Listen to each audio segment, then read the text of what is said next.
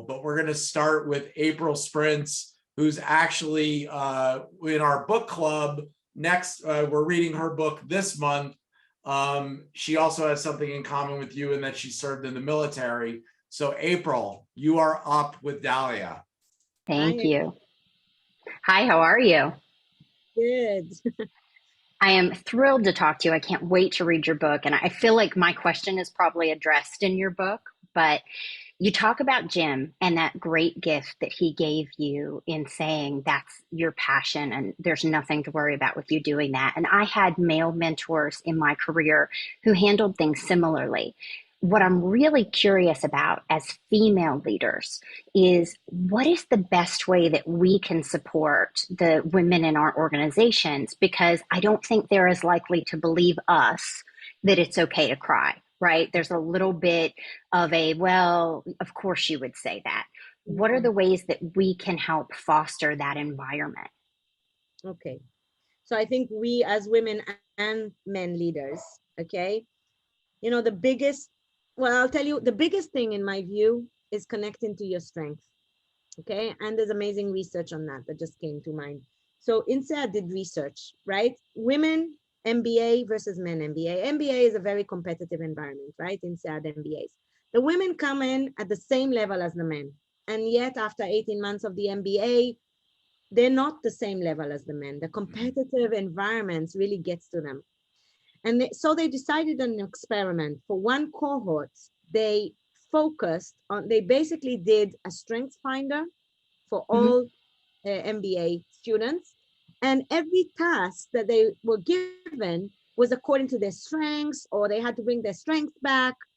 And amazingly, the results of the men and the women were same when they went in, same when they came out. Okay.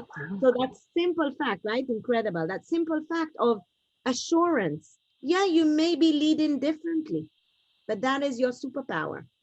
We keep on talking about diversity. Diversity is not plugging 3 women there. It's really the inclusion of saying, what do you think about it? Interesting. The psychological safety of really being open. So what can we do? I think the first thing, and my favorite kind of phrase is lift as we rise. Okay. And, I was super lucky to have, amazing mentors, as I said, that they were doing the selling for me, right? Until I learned that I need to learn to be politically savvy, because as a C-suite, no one would do, and start thinking about the term differently. It's not about, you don't need to lose your values. It's about being smart about results and alliances and all of those things that, happen naturally. I would go into a meeting and sell my point thinking the decision is, there, but realizing the decision was made on the golf course a week before, right? So this type of thing. So teaching, I do work with females as well on the imposter syndrome. We all have it. Okay. So, we all know the fact that women would put themselves forward for promotion when they only have 100%, men will do it at 77. So how do you go ahead and say, hey, you're a great fit, go ahead. Networks.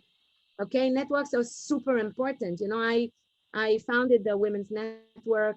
It's just a safe place to bring out things. And I wish we wouldn't have to have them, but while we have them, he for she supporters, I wouldn't have been here without my mentors. Most of my mentors were men, at higher level at that stage. I also have amazing women, but, he for she, just stepping up and saying, hey, this is a great talent. She's not pushing herself. I want to kind of sponsor her.